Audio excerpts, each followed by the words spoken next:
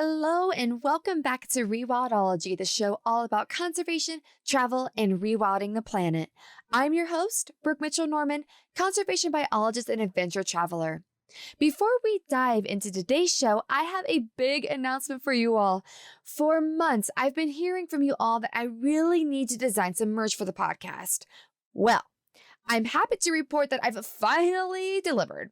Head on over to rewildology.com/shop to check out the first round of Rewildology merch. When you buy, you'll feel great knowing that I spent a long time picking out the most sustainable options available through my supplier, and at least 10% of proceeds are donated to the show's conservation partners. It is a total win-win. Be sure to tag Rewildology on Instagram, Facebook, Twitter, TikTok, any of the social media platforms in your swag, and I will be so excited to share. Can't wait to see your awesome photos. All right, that's all for announcements. Let's get to today's show. I'm sure if you're active on social media or like to watch nature documentaries, you've seen footage of adorable baby rhinos from orphanages that lost their mother due to poaching. You get all the warm and fuzzies inside seeing how well they're being cared for and feel inspired to help these babies. Very rarely, though, do we take a step back and think about why they're orphaned. What happened to their mother? What happened to the person that shot her? How were they persecuted? Were they ever persecuted? Why did they do it? That's the topic of today's show. In this episode, I'm chatting with Andre Robberts, the founder of Enviro Crime Solutions. Formerly an IT corporate 9-to-5er, Andre found his passion for wildlife crime forensics while volunteering at Kruger National Park during his summer holiday. Instead of washing cars and pushing papers, he was asked to carry a rifle and bring in the South African police force to process outstanding rhino poaching cases. It was exhausting work, but he finished the cases and his new life was born. Andre transitioned out of his corporate career and became an expert wildlife forensic investigator. He is one of the best in the world at what he does, and it's all for his love of alive and thriving rhinos. If you've listened to this podcast for a while, then you're well aware that we're not scared to talk about uncomfortable or controversial topics, and today is one of those shows. I want to give you a special warning that Andre and I talk in depth about his work, and some stories are difficult to hear.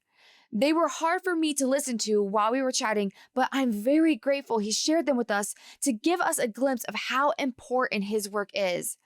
All conservation roles are vital if we are going to keep rhinos alive. Okay, I'll stop talking now. On to my conversation with Andre. Thank you so much, Andre, for coming on.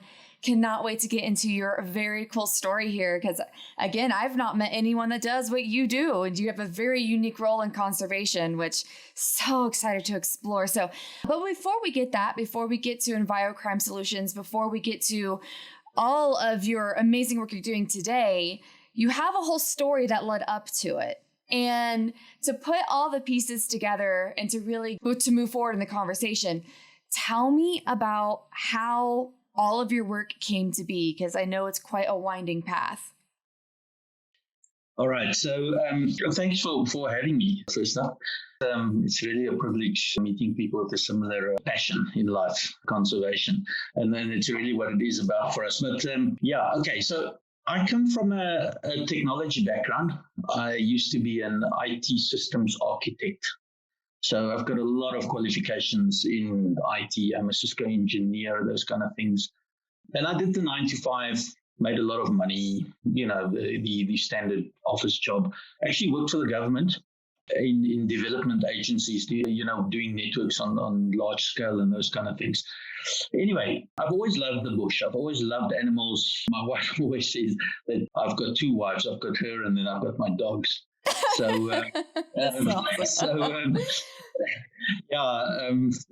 debatable. But anyway, so what happened is that a friend of mine and myself wanted to, do our little bit for conservation. Now, in South Africa, we have a December holidays. It's kind of like the United States summer holiday. Basically, the country almost shuts down roughly from middle December up until the first week of January over the Christmas period. And it is summer here.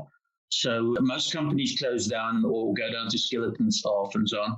So what we did is we knew some of the guys in Skukuza.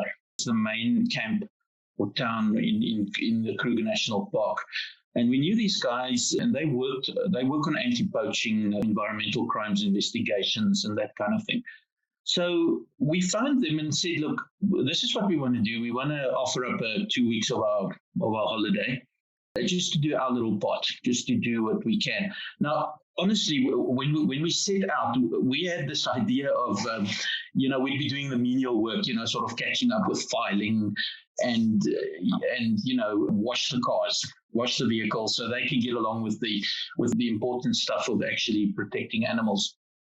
So what happened is they called us and said, listen, can you shoot? Which was a bit of a strange request. We said yes, obviously, being South African guys, and sort of being macho and whatever you have. Then they said, no, you have to come for a test. And we went for a field test at the shooting range in Kruger National Park. So basically, what it does is they tested you on moving targets, that kind of thing. We passed the test, fortunately. And when we pitched up the December, they gave each of us a gun, a rifle, and said, all right, here's a list of outstanding rhino carcasses that haven't been processed. So our job was then to get the South African police force members, up to the actual crime scene and back to their vehicles. So you have to understand that there's no logistics here. You don't go to an address. It's basically a GPS coordinate in the bush. So you drive up to the closest road, get out on foot. You have to walk and then obviously find your way back to where your vehicle was. So our job was, in essence, to stop these guys from getting eaten by lions or getting trampled by elephant or running into an angry buffalo or whatever.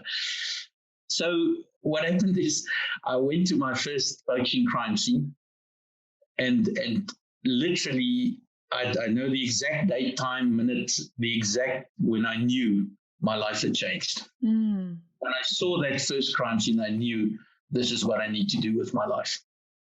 It ended up in that first December, we did a total of 176 poaching scenes.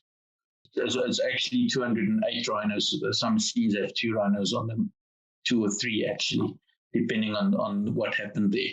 I've never worked that hard in my entire life for those 2 weeks. I actually lost so much weight that I saw my neighbor that lives next to me. He drove past. He was in the park for the day just looking at animals. And I pulled him over because now I'm like I was a cop. I pulled him over and asked for his permit, and he didn't know who I was. I'd lost so much weight because of walking literally 20, 30 miles a day that in the bush and carrying all this equipment and things.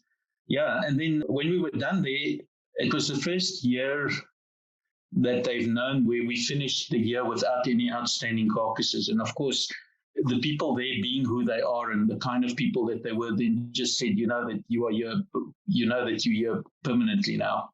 You got a job. You're part of the family. And that's how it happened. And that was 8 years ago.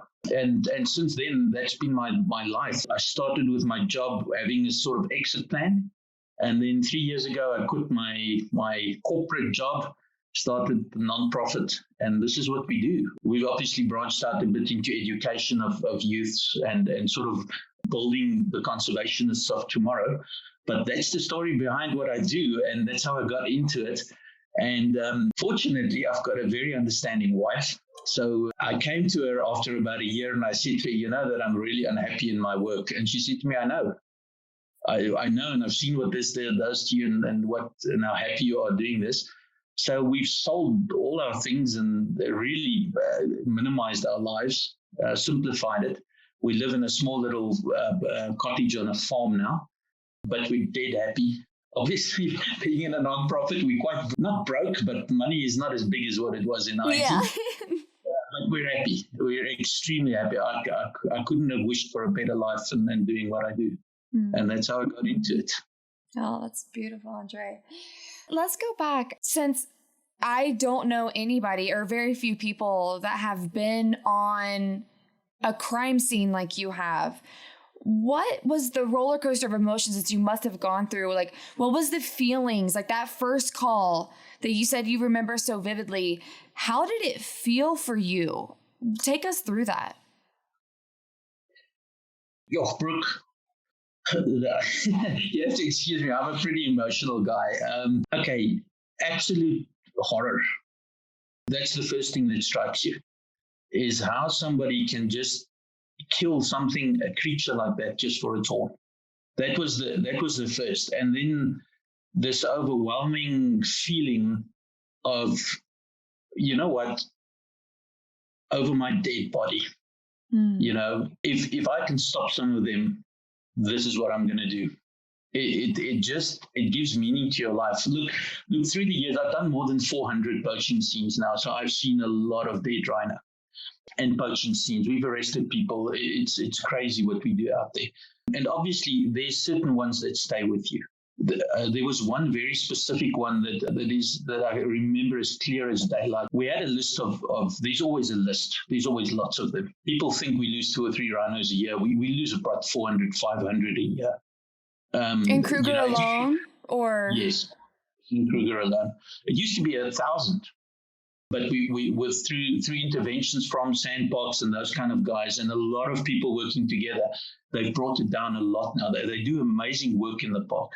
But just to give you an idea, we were working a scene where they shot a rhino, a black rhino. So there was a lot of activity. I remember, it's clear as daylight. There was a lot of activity because there was a calf, a baby, and the baby ran.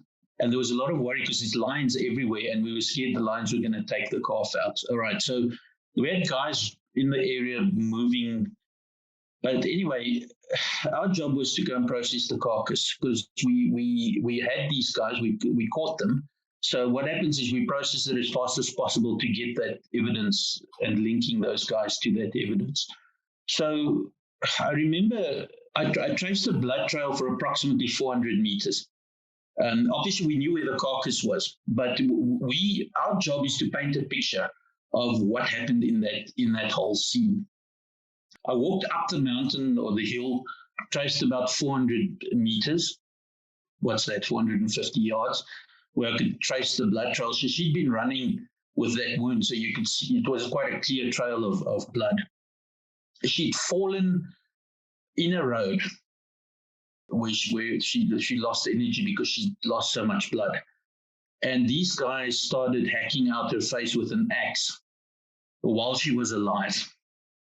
All right, so how we know that is because at that stage on the road, you could see the blood squirted, which meant her heart was still pumping. Then she got up and she moved probably another 30 yards and then fell. Then it was just too much and they killed her. So at that stage, from what we could gather, they hit her spine off with an axe. So they broke the spine with an axe and then proceeded to still chop the horn out while she was alive because of the amount of blood that we found on the scene. It became a little bit of a blur. We cut open the carcass. It's in nature conservation terms, because it's an animal, it's called a necropsy. We did the necropsy, which is similar to a human autopsy. But our job is now to find the bullet, the actual projectile. And I just remember there was so much blood that I was standing in blood so much that it ran into the top of my boots. Oh my God. So my boots was waterproof, but it actually came around the tops and as I was walking, it was going, but it was blood. We found the bullets, but I just remember I drove to the nearest camp and I phoned my supervisor and just said to him, I'm done for the day. And he immediately knew, and he just said, that's fine. Don't worry, you can carry on whenever. And we went to the pool, the public pool, and there's showers, communal or public ablution facilities. We washed off a little bit in the shower, then climbed in the pool, and an elderly gentleman, I don't know, you must have seen what was happening when we came into the camp. And he said to us, "Could you just come over to my place?" He was camping. He's a tourist. Came over and he gave us a drink and calmed the nerves a little bit. But I mean, it never leaves you. It never ever leaves you. I mean, after doing 400, you remember those ones. There's some specific ones that stay with you. And then obviously, I say obviously because it happened to me. At one stage, I was working in the park and I thought I was having a heart attack. Went to the doctor. They've got very good doctors there. And he did all the tests and he said to me, "No, you're not having a heart attack. You need to go." They actually flew me out with a helicopter to the main town. And when I got there, I was to my surprise, I went straight to a psychologist and ended up that I've got PTSD or had PTSD.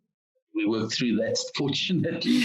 But I was banned from going to the bush for 4 months, which was terrible.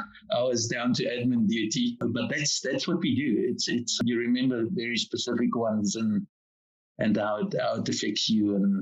And I remember cutting open a rhino, and because when they get shot and they lie in the sun, they kind of bloat. But the second I cut open, I realized there's something different. And a fetus came out, a little, I mean, it must have been about 2 weeks from being born. It was so close to being born. And they killed the mom and they took the horns.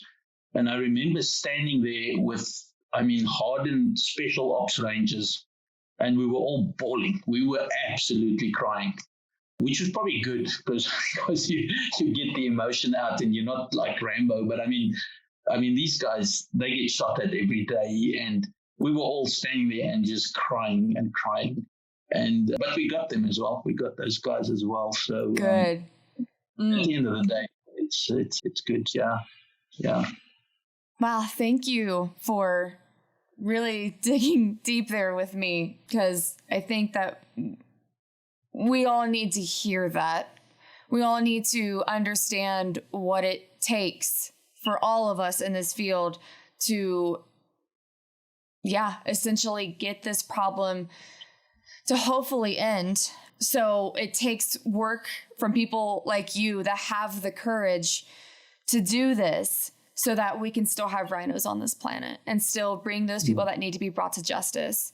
And because without you, it would never happen. It would keep coming back and keep coming back. So let's get into the logistics then. So how does this actually work for you? So do you get a phone call from somebody in the park? Like, where do you step in to start the actual forensic crime investigation? All right. So, okay. The whole process, right? We will be called by somebody, whether that be Sandparks or somebody. And we work completely volunteer. So we can't speak on their behalf, but most of the work happens in Kruger National Park. When their caseloads get too much, or, their guys need to take leave, they've got things like training that they go to. And when they're gone, we will typically help out. But it is what we do for them is completely volunteer work. So we don't get paid by them. We do have contracts with them in terms of just being an internship contract. So fortunately, they cover us for any incidents in the field, legal, medical, those kind of things.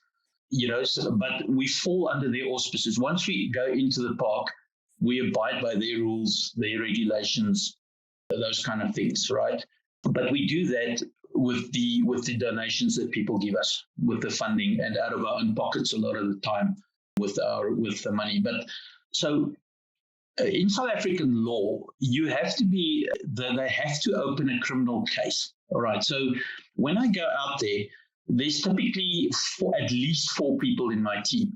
Myself, which my primary responsibility is the safety of that team. It's my job to get them to that scene and get them back to their vehicles without being killed. Now, if you understand how Kruger works, it's lion, leopard, buffalo, elephant, rhino, unfortunately, you won't believe it, but the closest animal I've actually come to having to shoot because of danger is a rhino, which is a little bit. I'll tell you, but ask me about my nickname, but I just remember thinking, my word. I'm here to protect you. I don't want to kill you. I don't want to kill you. But anyway, my job is to get the guys there. That's my primary responsibility. And because we're in the field, we do a necropsy in the field. So the bullet will typically be inside the animal. So we will do things. We've got metal detectors and pinpoint metal detectors. So we get a rough idea of where the bullet is inside the animal or outside, depending. We've got scanners for the floor and whatever. And then it literally becomes a CSI scene. It's very much like you see on TV, except we don't have cool computers and we don't drive Hummers. And my boss doesn't. No Hummers.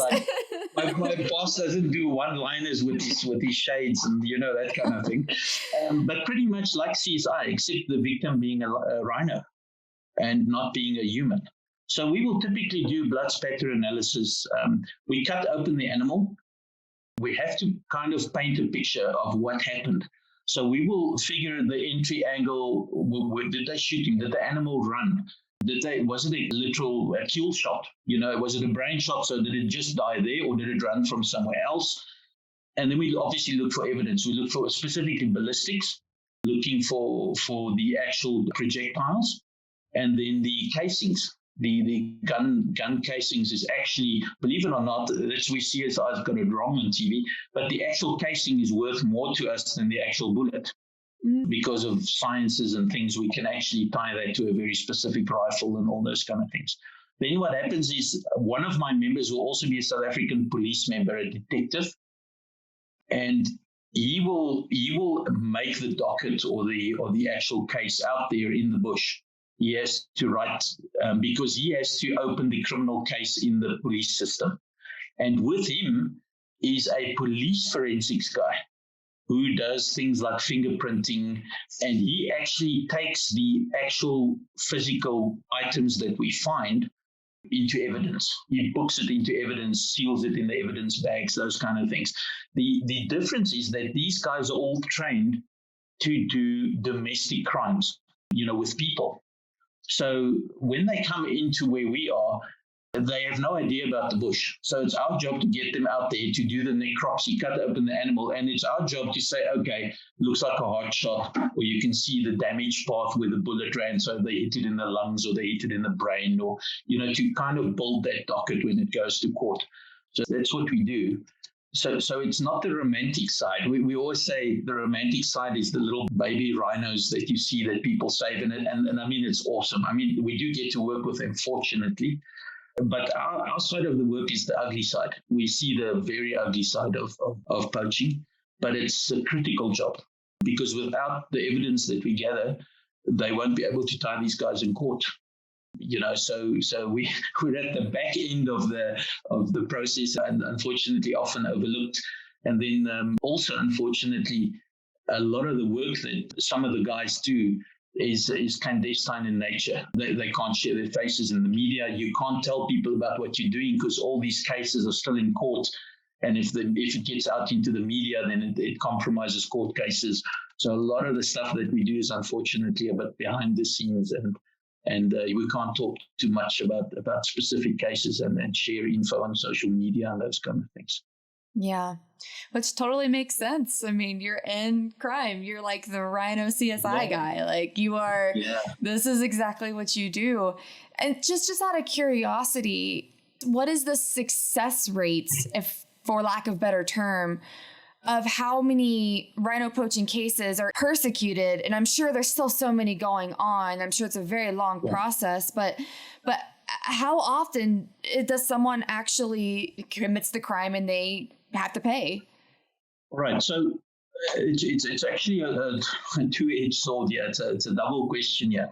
You must now imagine when we go out there, if that guy has picked up the casings that eject from the gun, and they know what we're looking for. They're not stupid, If they bother to pick it up, we've got virtually no evidence.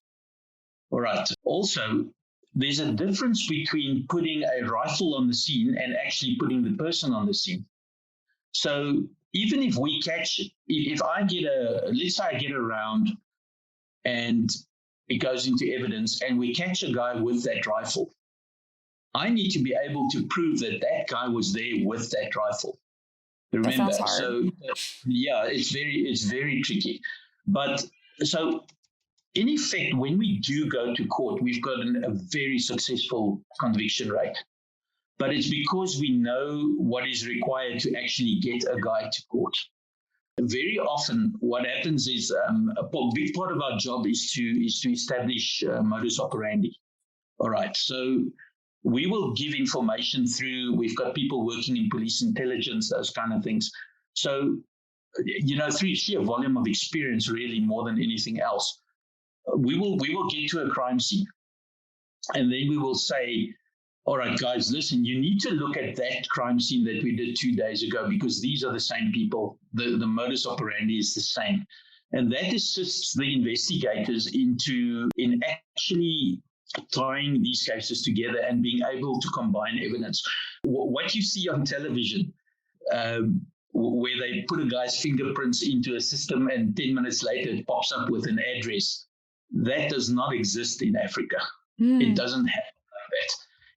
There's no crime lab here where you can take a bullet and look at the markings and then say, oh, but this gun was used over there and over there. It doesn't exist here. So what happens is if we can say the modus operandi of that one and this one looks the same, then they are able to compare those two cases and actually tie those two cases together. And very often these poachers are just repeat offenders. They just keep coming back and keep coming back and keep coming back. But at the end of the day, when we do catch them, at least you don't catch them on one scene. You can tie them to 6, 7, 8, sometimes 20 scenes. So it's a long process, and it's sometimes this backbreaking work that sometimes feels like it doesn't have success. But we do make a difference, and it's all necessary work that we do. Yeah, super necessary. Completely agree with that. Yeah. I think the next thing, that just makes total logical sense to talk about, and you and I chatted about it for quite a bit on our call the other day, is why people poach. And I really want to bring the human element into this, because even though there are quote unquote bad guys in here, there are true bad guys, and there are people that are just trying to feed their families. And they're all mixed in this awful crime that unfortunately beautiful lives are lost. And that can go either way. That's both human and rhino lives. Unfortunately, more rhino lives. But can you talk about that? What are the motives here, and who are these people that are doing it? Okay, so you have to understand that I am grossly generalizing here. All right. When I say 96% of the time, you're looking at a syndicated crime. All right. Now, that crime is pure greed. Literally, let's say a guy gets $100,000 for a rhino horn. All right. Or the crime syndicate boss gets $100,000. And look, the figures keep changing, but let's assume it's $100,000. Literally, the one horn pays for a house. Next horn pays for a nice truck. The next horn pays for a house. Next one pays for a car for the wife. It's just endless. And these guys are in it for pure greed. Now, unfortunately, you do get the very odd occasion where someone from, and once again, it's a generalization, but typically from Mozambique, all right? It's not always 100%, but typically and it's a very poor country. That guy will come into the park trying to get a rhino horn. All right. Now, you have to understand that where he comes from, it's so bad that in the first place, if he gets captured in South Africa, if he gets caught, life in prison is better than his life because he gets 3 meals a day, he gets a warm place to sleep. With the dangers that go along with being in a South African prison, it's still better than where he lives. If he dies, it is literally a case of his family having one less mouth to feed, one less mouth to worry about. So you have this situation where it's almost a win-win for them. There's nothing to lose. Their life is so bad that whatever happens, whatever the outcome is, coming to South Africa or coming to the park and poaching. But having said that, that is minimal of cases, but unfortunately it does happen. What happens though is that the criminal syndicates exploit that. Because of that poverty, they literally enable people like that to bring them or to lure them into coming to poach. They exploit that situation. So the actual poacher on the floor, on the ground, I mean, if we catch him, there's literally hundreds waiting to take his place because of that exploitation of that situation by the criminal syndicates. You have to remember the criminal syndicates as well. We don't deal with poaching syndicates. Poaching is just a part of what these people do. These guys are into drug trafficking, human trafficking, cash in transit heists. So they bomb ATMs to steal the cash. They rob jewelry stores. Literally, it's like a business. They will go for most reward for the least risk. So if there's a lot of pressure on the cash in transit heist, if the police focuses on that, then they simply move on to the next thing that's the most profitable for the least risk. So you have to understand. I'm in the bush. I work in the bush. So fortunately, that's not my big job. But we do work with people whose work that is on a daily basis, and it's quite scary because these guys are literally like a mafia. They won't have any qualms in killing you if they think that you're getting in the way of their business. It's just like we see on movies, and it's just like a Russian mafia mob kind of situation. Yes, thank you so much for exploring that with me and just explaining that for all of us that might not know the pieces that go in all of this. And I know that you and I talked about it last time. I saw that the Last Horn of Africa film that recently came out, and one of the top crime syndicates in that film was recently murdered, and that it was almost like a massive celebration across South Africa and anyone who watched the film or anyone who knew, because from what I understood, right, just rhino poaching was just one of the things that he was involved in, right? Yeah. And he had that big, beautiful house that they showed film of. And I mean, it's actually, he's got 5 or 6 of them. So yes, I mean, oh my gosh. Yeah. And then also to explain, these gentlemen that just have no other option when they're coming from these poorer areas. And it's like, I could completely change the outcome of my family's life if I succeed. Yeah. And if not, then I won't at least be a burden on them. That is real. That is so real. Yeah. And then these people that prey upon them. Yeah, it is. I mean that's a big part of what we do as a nonprofit. The social economic situation, especially in the park, around the park, is not good. So being where we are and being as small as we are as a nonprofit, we can't do everything. But what we do is where we can, we do education on explaining to guys on the ground, to the community, that these rhinos are actually worth a lot more alive in the long term than what it is in the short term, killing it and getting the horn. And it's a big part of what we do is that educating the communities around the park and creating that appreciation for what wildlife can do in terms of tourism, in terms of job creation and that kind of things. It's challenging because the reality is that it's not that easy. It's not that easy to create jobs out of conservation, or specifically just looking after. There's a lot of things that have to fall into place. But we also focus, especially with the youth, sort of middle school and up. We call it building tomorrow's conservationists today. Just to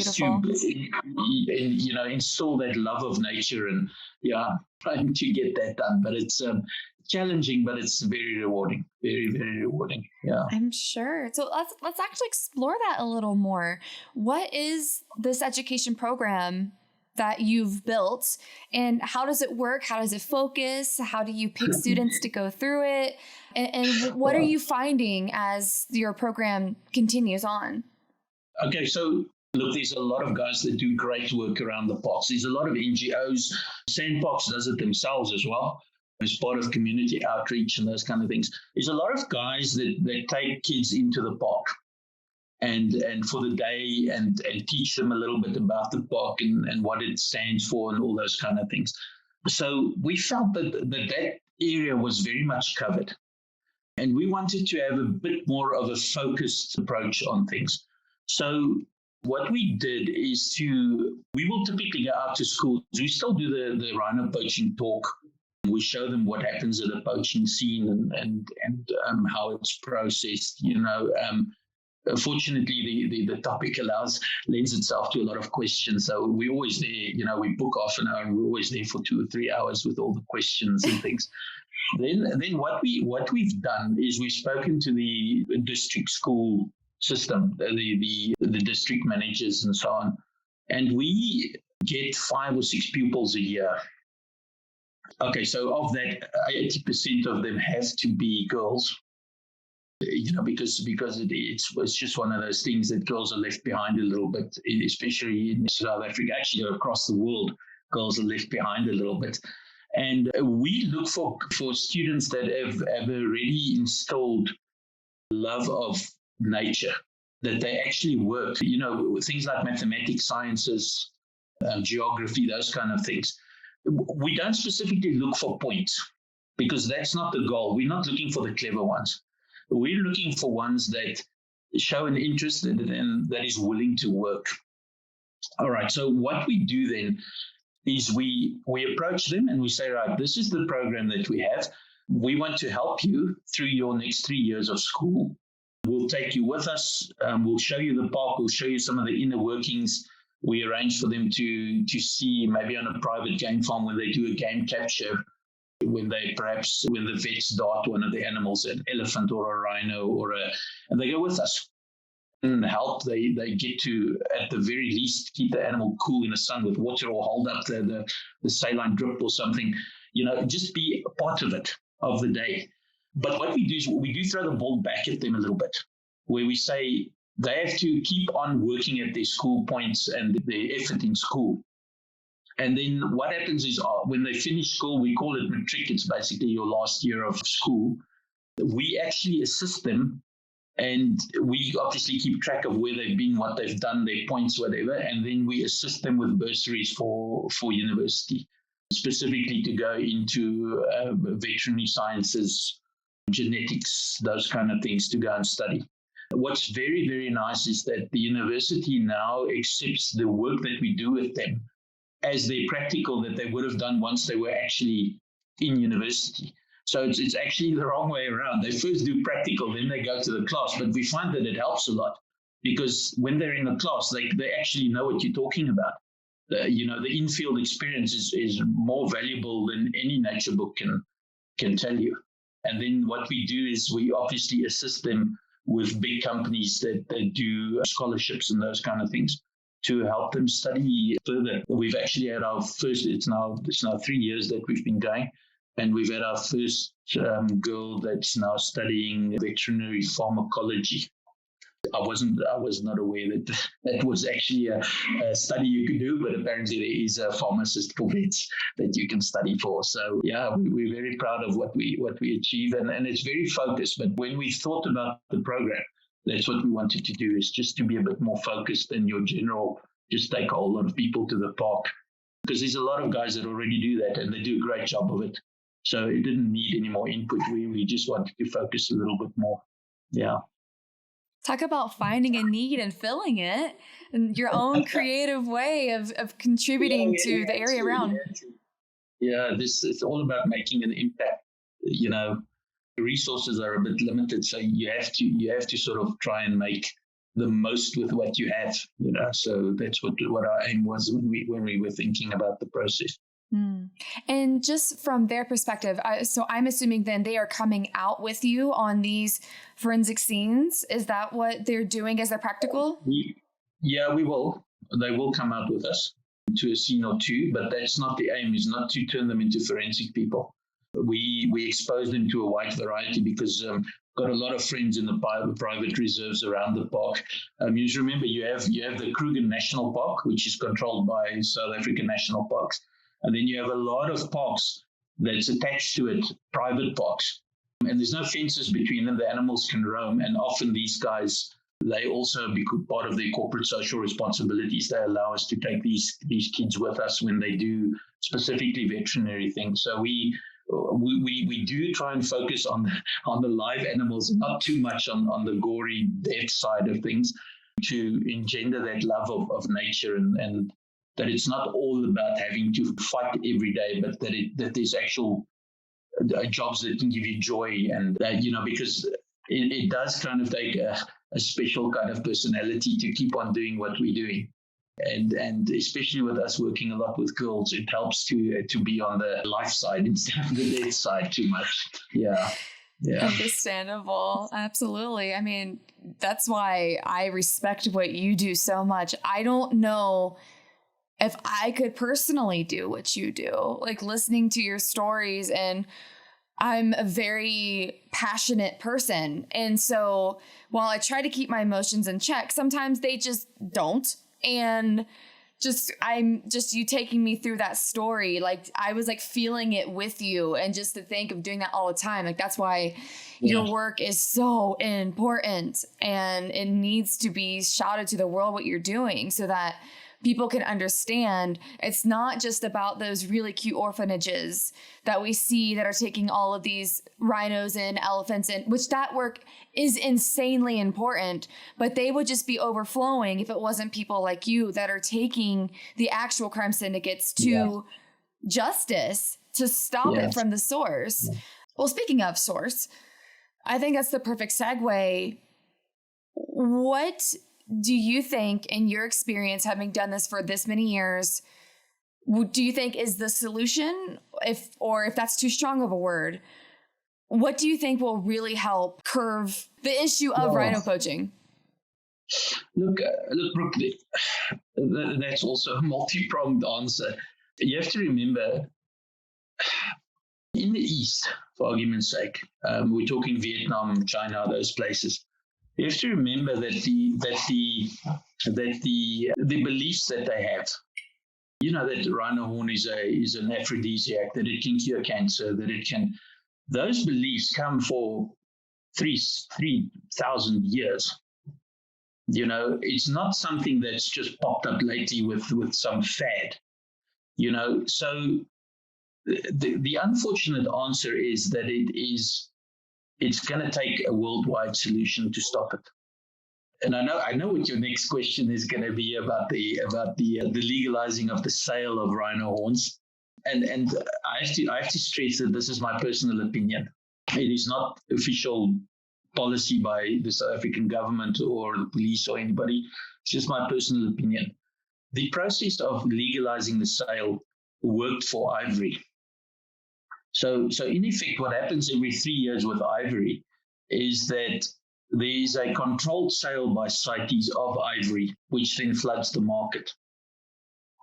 And it helps to control the poaching of elephants. All right. If you did the same for rhino horn, apparently, from what I understand, the actual demand for rhino horn is way more than what the sale would ever cover.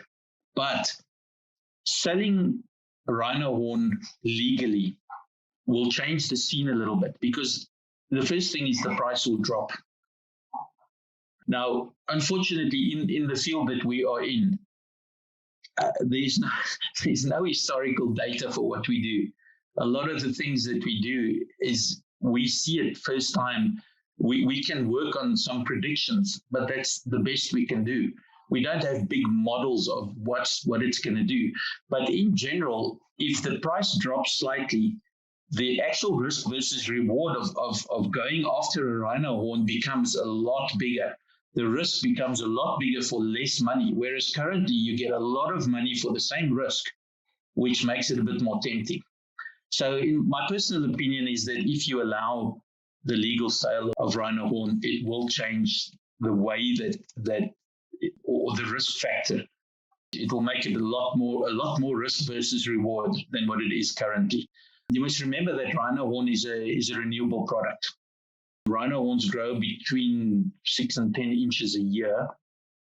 So every 4 years, you could literally harvest a rhino horn. Having said that, I'm not saying sell rhino horn just for the sake of selling it, but for the sake of saving a species, yes. Because a rhino without a horn is it's not fair. It's not like, oh, I've got rhinos, let me sell it and make some money. It's for the sake of saving a species. It's not simply for the sake of having rhino horn. But all in all, unfortunately, it's going to take a global change in thinking. I mean, apart from the generally known things of the people in the East using it for medicinal purposes, which it actually, unfortunately, scientifically has none. I mean, rhino horn is the same as your fingernails. If you think it's an aphrodisiac, chew your nails and you should have the same effect. Yeah, exactly.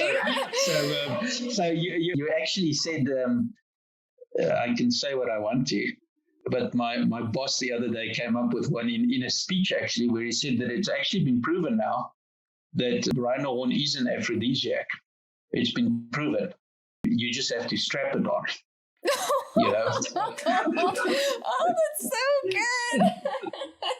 so good. Apologies for that one. But, no, that was so good. I love it.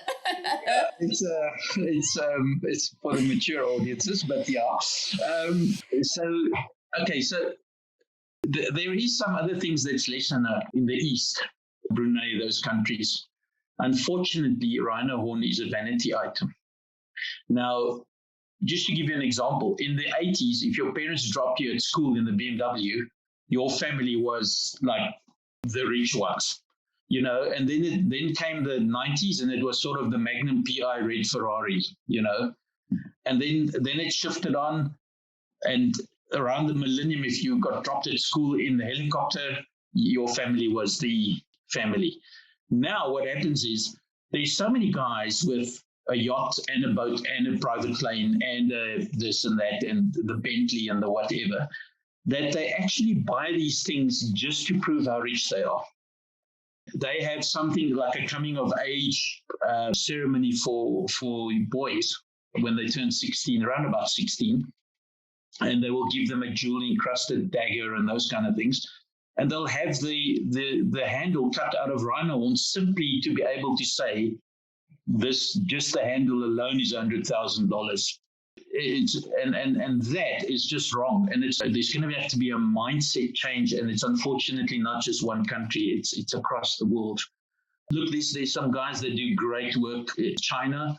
I don't know the bands and things, but there's apparently boy bands that are super popular and those kind of things. And they actually work very hard at educating youngsters to say, listen, there's nothing in this rhino horn. It's just, it's an old belief that isn't actually true. So there is a lot of work, especially amongst youngsters. But the question is, do we actually have a whole generation of rhinos left before they go extinct, for everybody to start realizing that it's not worth it? What is the next thing that's going to come along to show people exactly how rich you are? Is something else going to take over from the rhino horn handle or statue in your house? Or, so we don't have that much time, unfortunately. So it's a worldwide problem, and it's difficult. We can't get involved in those kind of things because we simply don't have enough hours in a day to get involved beyond where we are. So it's difficult. It's a very difficult question to answer. Yeah. And with everything we've talked about, what keeps you going? Why are you still hopeful? Brooke, I don't want to get philosophical. You can totally get philosophical if you want. Unfortunately, this is it's one that people asked me before. When if you're 80 and you're in your bed and you got to look back at your life. Okay, and you knew you could do something and you didn't, what would you think of yourself? What would you be able to call yourself? That, and of course, my incredible love for anything alive. I might draw the line at cockroaches and flies, but but anything. My wife knows I don't kill a spider. I'm absolutely anything. The Zulu guys here call me Ukulumani Izowani. All right, and I kept wondering, why are you calling me this name? And then they say you're the one that talks to the animals, and it's a habit of mine. And I don't even think about it, but if we walk in the bush and there's an elephant, we cross paths with an elephant, then I'll have the gun ready and then I'll talk to it and say, listen, we're just passing, we're not here to harm you, we're just going about our business, we're not going to bother you. But I talk and I don't even realize it, and it's just my nature. It's what I do is animals. So is that your nickname that you told me to ask you about? Yeah. Is that the nickname? I think that they speak so fast, and it's terrible that I don't understand the language fully. But yeah, that's what it means. Is the one that talks to the animals. So and it's subconscious. It's not subconscious. It's subconscious. I do it without actually realizing that I do. And when they walk with me, they just say, "No, this guy talks as if like Dr. Doolittle or something." But fortunately, none of them have answered me back, so I'm okay. I'm okay for now. Yeah. Oh, that's great. That's great. Yeah, just letting him know. It's like, hey, I'm here. I'm not going to spook you. Yeah, we're good. Look, I'm a firm believer in it, especially things like elephants. And then I've seen it with my own eyes. If you stand in the open and you just talk calmly, they tend to, they're careful, they'll watch you, but they don't do anything. But the second you start moving behind trees and you become, they immediately pick up on it and they want to. So when they're there and you just speak calmly and you say, whatever, you could probably sing a lullaby and it would have the same effect. But as long as you remain calm, they usually let you go by. And although they do, you remain careful because you know what they say, they don't study the same books that we do. So you might one day get one that doesn't like your voice or something. So you're always careful, but it does seem to help. Yeah. Mm-hmm. Good. Yeah. That's good. That's the last thing you need is to bring out any other types of reinforcement or enforcement while you're on a crime scene. I'm sure that would not be fun. Yeah. Awesome. So let's talk about your nonprofit for a little while. We've talked about more of what you do, but not necessarily so much about your nonprofit. So let's talk about it. So tell me everything. It's Enviro Crime Solutions. So what exactly do you do? I know we've talked a lot about that, but what is like your nonprofit's goal and how can we support your nonprofit from wherever we are in the world? Okay. So ultimately our goal, the primary goal, to boil it down, is to save Rhino. And unfortunately, our work is to investigate poaching crime. All right. We wish that we could do the other stuff more often. We do get to work with the baby orphans and things on occasion, which is awesome. It's always awesome. But it takes a lot of money to do what we do. We fund a lot of it out of pocket. Now, just to give you an idea, when I go to a crime scene, it's on average about 115 degrees Fahrenheit. That's hot. Humidity is about 90% and upwards. It's hectic. And you have to remember, this is not forestry roads where there's crisscrossed roads everywhere. I've taken Ford trucks into places that I don't think Ford meant for them to be, but I got them in and out. And all of this forensic equipment, all of those things cost a ton of money, and it needs to be done. Remember, in forensics, there's no reusables. You don't wear a pair of gloves and wear it at the next scene again. You can't. Otherwise, you've got cross-contamination and DNA mixing and all kinds of stuff. And obviously, our vehicles have to be retrofitted with special tires, because the African bush has an amazing amount of the weirdest, biggest thorns you could possibly imagine. So automatically you do 7, 8, sometimes more ply tires, which cost a fortune. But you have to, otherwise you're just going to get stuck. It's actually a weird mixture because if we buy a truck, you call it a truck, we call it a bakkie. We want to buy the most basic one. We can't afford to break down with a whole lot of electronics in the bush.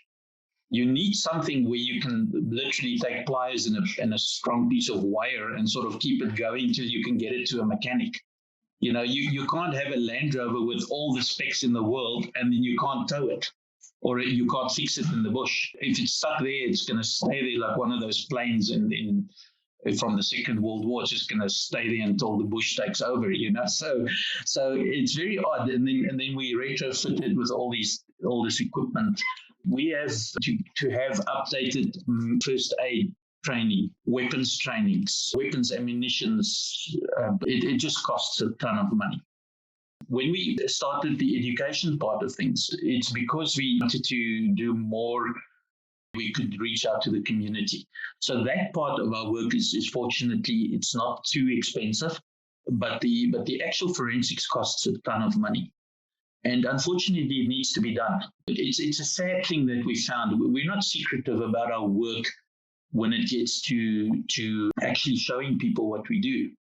But we do find that because we're not on the romantic side of things, we do get left behind a little bit when it gets to funding.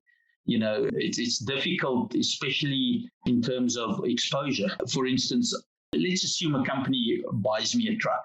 There's just an example. Put on that vehicle, sponsored by so-and-so and so, because the vehicle does work where we're involved with people that shouldn't see who sponsors us because they might just go and burn down the office or something, So it is very difficult. And we do find a lot of people are this is awesome. And then Monday when they get to the office, the almighty buck or the profit line takes priority again, and they've forgotten about what they saw on the weekend. But it's something you get to learn to live with.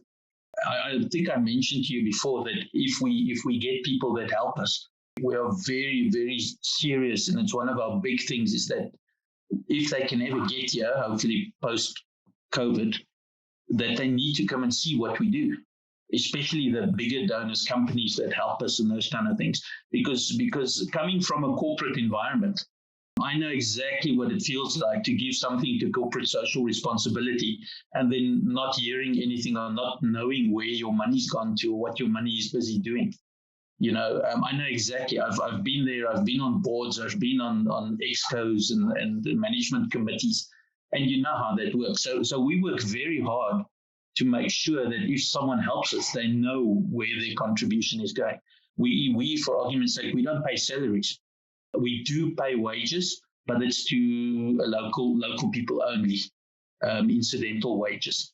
But the salaries, I don't pay myself a salary from the non-profit, because if I donated money, I wouldn't want my money to go to someone's salary instead of to the actual goal that it needs to go to. So yeah, we do a lot of effort to make sure that if guys help us, they know exactly what they get and what the money is being spent on. Mm. Yeah, and what we talked about, I would love for you to talk about this piece too, that's kind of a little bit more difficult and pretty unique to what you do. It's you have no way to predict what you're even going to do in a year. Because I know a lot of grants and stuff, they're like, okay, we need numbers for us to be able to support you. Exactly. But in your line of work, that doesn't exist. Did I understand that correctly last time? Yes. Okay. So unfortunately, I mean, we fully understand where people come from. If you typically apply for a grant, let's say the Bill Gates Foundation, the Gates Foundation, all right? If you apply for a grant for them, they want to have measurable objectives. And when we speak about measurable objectives, they want you to say, we are seeing 5,000 kids, we are distributing 5,000 mosquito nets, we are building 10 clinics, that kind of thing. But in our work, because it's poaching related, and a lot of our work happens based on poaching, it's very difficult to actually give a a target of saying we will do at least 100 poaching scenes this year, because we simply don't know. We simply don't know how many. And because it's diversified, I can do a poaching scene and the guy can be caught tomorrow, case closed next week. But I can do a scene that takes a year to investigate and to finish and to, I might think that my part's finished, and then in a year's time I get subpoenaed to go to court because I was the guy that collected the evidence, and then I spend my day in court waiting to be called. We never do because they just subpoena you in case they can question some of your methods. But so it's very hard to do that, to have tangible goals, and that makes it challenging because it requires people to actually trust that you are spending the money where you say you're spending it. The only way that we can actually then get back to people and prove that it was done that way is that we are super strict on our audits, on the openness of our books and all those kind of things. It's there for any donor to see, because it's one of the only ways that we can actually ensure that they know that the money was spent in good ways and in ways that we said it would be spent. But it is challenging. It's very challenging if you don't have those very specific hard targets to go for. Yeah. We can. It's impossible for us to say, oh, poaching is going to be cut by 20% this year. It's impossible, because you have a new syndicate that comes in, and with the lockdown that we had in South Africa in March last year, I mean, we would have exceeded every single target because we didn't lose a single rhino in 2 months because nobody could get close to the park. So we would have exceeded everybody's targets, but it wouldn't have been a fair target because of factors that we have zero control over. And that's what makes it difficult. I think I've mentioned earlier that there's no manual for this. As we are learning, I mean, we are, I often say it's fortunate and unfortunate in the same breath that we are the world experts in this, but we are literally making up things, or learning as we go, even though we are by far the most experienced people in the world doing this, because it's never been on the scale. It's never been, so we have rough predictions based on people's behavior and that, behavioral sciences and that kind of stuff. But really, we don't have any models to follow on what we're looking at next year and what we're looking at the next year. We learn and adapt. We put new things in place, and that helps. But still, we've got no models or no sort of baselines to work from. Yeah, that sounds really hard. And I'll just make a call to action for anybody listening. If you know of a grant that you think would be a good match for your nonprofit, I would love to get them in touch. So if anyone listening, if you have like little hairs that are thinking in the back of your head that might be a good fit, because I know that you said last time that is a big hurdle for you to try to get over, is to get specific funding, because there is no target number. There isn't like, we need to restore this many acres of land. That is our project. Like that's not, but what you're doing is still just as vitally important as all of those other. So just as a collective community, we'll come together. We'll find a way for sure. Brooke, even companies, if a company wants to assist us, we work with the Players Philanthropic Fund in Maryland. So any donations, we can give you sort of 501(c) certificates and all those kind of things. So the tax benefits and things are there. We work, like I said, we work very hard on our admin side to ensure that there's transparency and that it's easy for people to assist us if they want to. So even companies that feel that they might want to help us, we can assist them with those kind of things. But any help, I mean, there's a good example of a little girl here by us. She was 6 and she started selling lollipops, homemade lollipops. And I think it took her 3 years, but she made enough money to buy one of the canines, one of the dogs. Wow, really? And you'll be surprised, but one of those dogs is about $15,000 after it's trained. So it's expensive stuff. And then the medical to keep it going is just as expensive. They do incredible work. They're just phenomenal. Surprisingly enough, I mean, it's a whole different chat, but they do more for us than what drones and technology can ever do. They catch more poachers than what we do with any technology. These are dogs, and they're just phenomenal animals.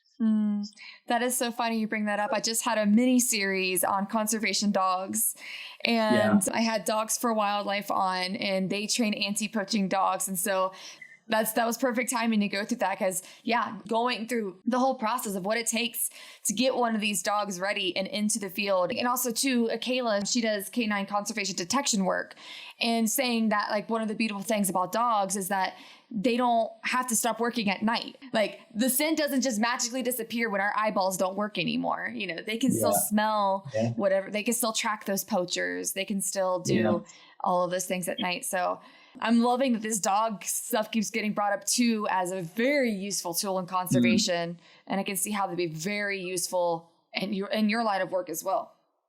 Yeah. If you ever get a chance, you must read up about the pack dogs that South African National Parks is using now. It's a pack of dogs that work together.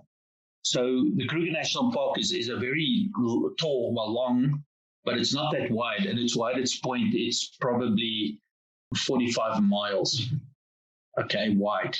But it's in the region of about 300 miles long. All right. So those dogs can cross the park in approximately 3 hours. Wow. So if you're a poacher and you try and run, you need to run 45 miles with those dogs chasing you. All right. Now, very interesting. They're not attack dogs. They only sniff out, and once they find somebody, they back off. And they're trained to do that because they're so expensive. We can't afford to have one of them shot. There's a different kind of dog that goes and does the attack work, or goes and fetches the guy from a thicket or something. Now, very interesting. These dogs will keep running until they die. Wow. Until they fall. They actually have to be stopped and replaced. And sometimes, if you can't stop them in time, their handlers actually carry drips to rehydrate them fast enough, because sometimes they don't want to stop. Once they're in that working mode, it's ridiculous. You must see these things. They are just amazing. It's phenomenal to see what they can do. And you know, and they're multi-purpose. They can do that, and they sniff endangered species. So they sniff elephant, they sniff pangolin, they sniff rhino horn, and they sniff explosives. You know, so they're like machines. They are just ridiculously awesome creatures. But as I said, I mean, a pack like that, you're looking at close on $60,000-$70,000 for a pack like that. So like per year, or? No, that's just to have them, to actually breed them and train them. And then after that, the South African National Parks, they take ridiculously good care. I mean, the care that those dogs get, and the food, it's a specially designed food from hills, I believe. It's specially designed for them because of the heat and because of the extreme conditions, and also the dehydration and all, you know, so it's specially designed for them. But obviously, being like that, it costs a fortune to keep up. And, you know, their medicals, they go every 6 weeks for a medical, whether they need one or not. You know, it's kind of like just a general health check and so on. So it's very sweet to meet some of them. Some of them want to kill you, because they train to actually kill people, not kill, but, you know, attack. But then you got the sweetest, obviously, Labradors and those kind of things. And yeah, so very, very sweet dogs, very nice. Yeah, it's awesome. If anybody ever gets there and you see one of the dogs in the park, you know, stop and have a look, because it's a special, special creature. Yeah. Wow, that is awesome. It's just perfect that just talked with Jack and Kayla about this, and it's so amazing, because it is an emerging thing, like using dogs in conservation. And I hope that more leaders in conservation see the value. Yeah, it might be a little bit more expensive, but it's an investment in the future. It's an investment in long term. How valuable these dogs are in this field, and all different kinds of assets, whether it's detecting whether or not an endangered species is still around in an area, whether it's tracking down poachers, it's helping crime scenes, it's all of these different things that they can do. And they love it. Like Yeah. there's no complaining. Yeah. I mean, maybe they might have a bad day here or there, but overall, they're awesome and they want to do it. I want to tell you a little thing that I saw with my own eyes, and I'm going to try and explain it with my hands. All right. So first off, we have had drones in the park. And when I say drones, I literally mean these things are the size of an airplane. It's military drones with the most incredible infrared scanners and things. It comes with a shipping container that's the control room. It literally looks like a warplane with the most amazing forward-looking infrared FLIR cameras you can imagine. So when these things take off, you must understand that the Kruger National Park is the size of the country of Israel. It's actually about 7 square miles bigger than the country of Israel. And there's no roads. So when that thing takes off at night, where do you start looking for a poacher? Which grid do you fly? There's no address, or you don't know where that guy is. He can be anywhere, at any coordinate. So it ended up being very difficult because the things would pick up animals. An anthill, for example, is built with an exhaust on the top. They built it open so that the air goes out. And interestingly enough, that air is very close to a human body temperature. Really? Yes, it's about 36 degrees Celsius. All right. So when you fly over with an infrared camera, you keep seeing all these hundreds of red dots because it's the same temperature as a human. All right. It's not moving, but I mean, how do you pick out a human in that kind of environment? If you know where the human is, let's say it's behind a hill, you can send a small drone to just look at the terrain, similar to what the Army or what the Marines would do, just to be sure that when you go over, you know what the terrain looks like.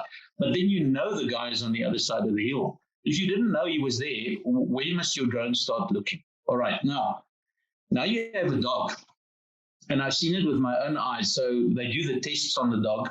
So they've got a guy running. Now, if you look on a map, he's going north and he's doing this. He's running in a zigzag and then he goes round like this. So it's a bloodhound that they're now testing.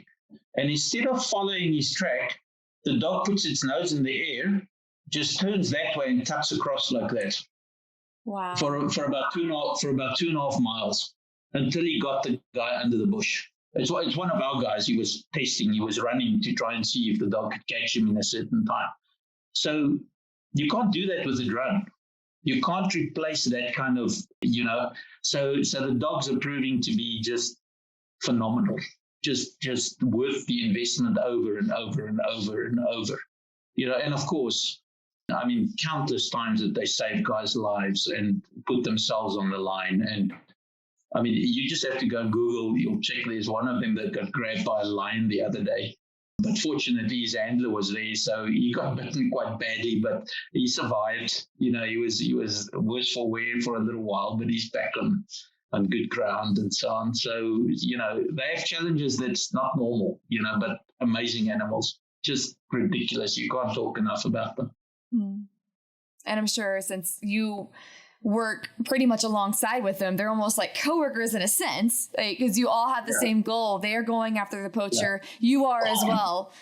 So all together, you're one big team. Yeah. So just to give you an idea, you can imagine, let's say there's a rhino carcass.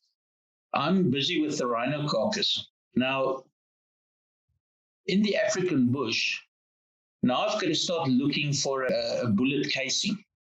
Just doing a radius of 10 yards, it's like a haystack. So for the hour that I'm busy cutting open the carcass, we often have a dog coming with us and his handler, and all he does is lets the dog go. And the dog runs around everywhere. He picks up tracks and whatever. That dog can pick up where that casing fell 2 days ago. So even if they picked up the casing, he will mark a spot and he's smelling cordite, which is a gunpowder. He's smelling it. Even if they picked up that casing, then this is where they fired, and you can get a trajectory of where they actually shot from. Often they actually find the casings for us, but even if they don't, they can indicate to us from which direction the shot was fired, and we can make a better picture of how the whole scenario happened. So it's just awesome. It's ridiculously, they just make your work a lot easier. Yeah. Wow, it's like I really am seeing the image of what this is like for you at a scene. Just like you have this whole team and there's like a dog and it's going off and finding all the things that would be almost impossible for us and just coming all together to save another rhino in the future. Like, unfortunately, this one was lost, but together as a team, we're going to fight for that next one to not go down. Gosh. So let that sit in for a second. You have to also remember that there's some guys out there that just do ridiculously awesome work. Ours is important. It's an important cog in the whole system. But the guys that we work with are just amazingly phenomenal individuals, people that put their lives on the line every single day, and pretty much thankless jobs, thankless. Being a ranger, originally, you have to remember, it's actually a game ranger. In South Africa, that guy studied to be not a botanist, but like an ecologist. His job was to count leopards and see if they're healthy and see how many buffaloes are in his territory. And now, because of rhino poaching, you take this guy, you shove an automatic rifle in his hands, and you're now making him become 95% paramilitary. His job is no longer counting animals and making sure that the fauna and flora is in good health. His job is now being shot at every day. And the salaries there's not money in working in conservation. It's because they love it, because they love what they do. So it's a ridiculous privilege working with these guys. The people are phenomenal. Coming from a corporate environment, which is pretty much office politics and all those kind of things, now you're in this environment where you work with these flipping awesome people, absolutely amazing people, where communication is essential, because if you don't communicate, people die. It's just so different. It's it was a ridiculous learning curve for us when we got into it, but it's a privilege that we remember it every day. Yeah. Wow. I feel privileged just sitting down and talking with you and just even hearing these stories. I feel so grateful that I even have the opportunity, and I've never even met some of these people. Oh, gosh, I can only imagine what it feels like for you, just hearing your stories and then hearing what they must go through. Because, when we're in this field, one day you might just get online and there's just a news or headline that 5+ rangers were killed in a night because of some gunfight happened over usually wildlife. And that's what these people are doing. They're putting their life on the line. And you are as well. You're the ones that are going out to track these guys down. And man, that's real. That is so real. I'm just I come from the conservation travel side and the biologist side, where I'm I freaking love lions, and I can tell you all kinds of crazy shit about lions, but man, and I love to go travel and see them and go to Kruger National Park, but gosh, what I do isn't near close to anything or as intense and I'm just oh my gosh, I have to deal with somebody who doesn't believe in climate change. Whoop-de-doo. It's God, you're dealing with blood and stuff. Brooke, you must remember, we're very fortunate to do what we do, but it takes everybody. It doesn't help you to just save rhinos when the climate's going to go, so regardless of what they do, even people who we always say we're in a position to help animals. Even guys who are not in a position to help animals. If you live in New York City, just doing your part and recycling and everything just counts up. Even the smallest thing done by 1 million people becomes a very big thing. 1 million drops makes 10,000 liters. And we always remember that. We're just very privileged that we get to work at the end where we do. And a lot of it was luck. I could have gone that December and ended up washing vehicles or doing some catch-up admin work, It's just, I'm just in a fortunate position. But everybody that makes any effort is making a difference. And that's what you want, no matter how small it is. I could not agree with that more. One of my really good friends, his name is Charles Van Rees, and he's also another podcaster, and he kind of threw that out there on Twitter recently, and I'm not a Twitter person at all. I'm trying. But he asked this really great question where it was something along the lines of, everybody seems to have a different definition of a conservationist. What is it for you?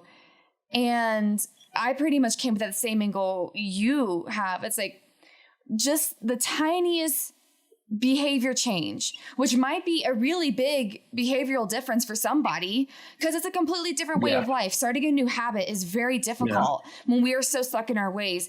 But just that one little shift could just start a whole cascade of different changes in their life that might become a new completely way of viewing the world just from one slightly change, or it might just stay one change. But if they do that for the rest of their life, where I don't know, and when they go get a dozen of eggs, they go for the carton that's made out of paper versus the one that's made out of plastic.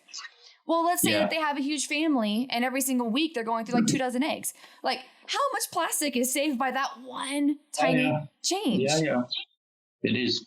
Brooke, it's sometimes a very odd combination because obviously the guys we work with, there's a fair amount of testosterone going around. And they have to because they're literally soldiers. They have to. They can't be like worried about their nails and all kinds of stuff. There's no time for that. But amazingly enough, all of them are the most humble people that you could possibly imagine. It always amazes me. There's a lot of testosterone going around, straight about it, but the humility, and there's no such thing as this is my world and I'm not allowing anybody in to help. It's refreshing, coming from a corporate world. It's refreshing to be around these people because it's like a big family. I think a lot of it has to do with the fact that they know what each of us goes through. How difficult it is for your wife not to know whether you're not going to come back at night. The dangers that you face out there, it's incredibly hard work. It's not an office job. I mean, once again, coming from IT, being a guy sitting behind a computer to having to walk 20 miles a day in that heat and in the bush where you've got to you can't let your guard down because there might be a lion right here, and it's not a sort of maybe, they're everywhere. The Kruger National Park has lions and things everywhere. You can't let your guard down, especially if you're looking after people. I mean, the rangers, those guys go out 2 weeks at a time. They operate at night. They walk during the night. You've got to be so alert. And then you're gone for 2 weeks where you have no contact with your family. Your wife and kids don't know whether you're going to come back. It's a dangerous job. But these guys are just happy, and it's just amazing. It's a privilege to work with them. It's a culture that I wish more people could get into because it's just amazing. It's just not the corporate world, not the cutthroat sort of this is mine and stay out of it kind of world, So yeah, I wish more people could get into it. I completely agree. I keep saying to everybody as the conservation community is one of the best in the world. I don't even know how to put it. We're all in it for the greater good. We are all in it because we want to be. We're all in it because we want to see a better planet for everybody. Because big cats are my thing. I love them to death. But the only way to keep them alive and healthy is to make sure that people prosper.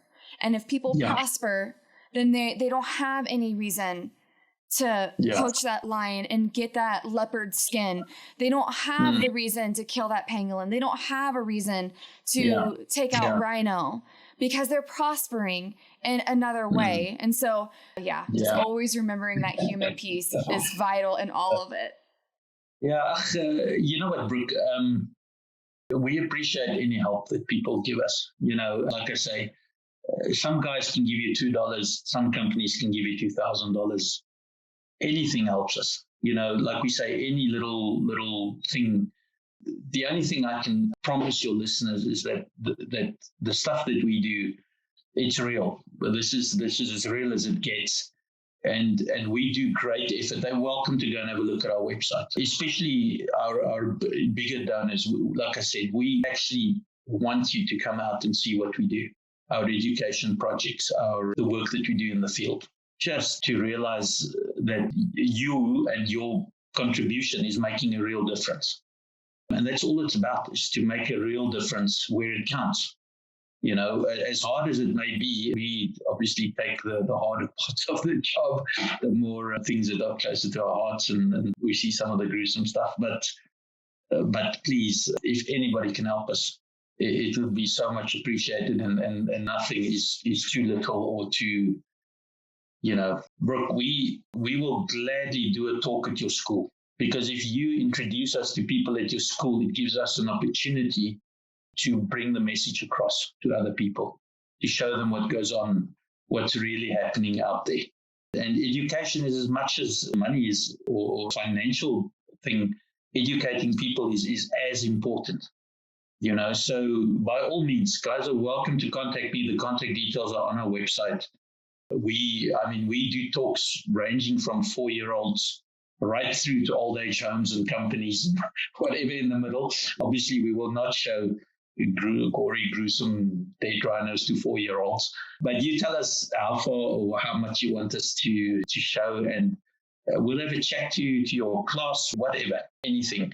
We're there to bring the message across, and that's all we can ask for. That's all we can ask for. Well, I think that is the perfect way to end this, Andre. Yeah. I will make sure that those contact details are posted everywhere. And as I always say, if anyone reaches out to me, I will always make sure they get in contact with you. So we're all in this together, and I cannot thank you enough for the amazing work that you do to keep rhinos on this planet. No, it's actually our privilege. We don't want to say it's a pleasure. It is a pleasure, but it's our pleasure. It's just amazing. You and I talked during the week or last week, and I actually want to put out a challenge. I understand that you have a local town in Colorado called Rhino that has a festival every year. And we would love to join you guys. We would love to go there and maybe spend the week with you, have a few talks to people there to show them exactly what we did or what we do, how we do it, show them how we do the forensics and what's involved in it, and have a chat to you guys. So maybe next year, with COVID having run its course, hopefully, and we're able to travel, maybe we can pop by and say hi to you guys and see if we can educate a few people there firsthand about what we do. So there's a challenge, guys from Rhino, if they hear this. But it's been a pleasure, really. It's nice to talk to girls like you, guys like you. It's been fun. It's really, really a privilege. Thank you so much. Thank you, Andre. Can't wait to get this out. Okay, cool. Hey, thanks again for listening to this episode of Rewildology. If you like what you heard, hit that subscribe button to never miss a future episode. Do you have a cool environmental organization, travel, story, or research that you'd like to share? Let me know at rewildology.com. Until next time, friends, together we will rewild the planet.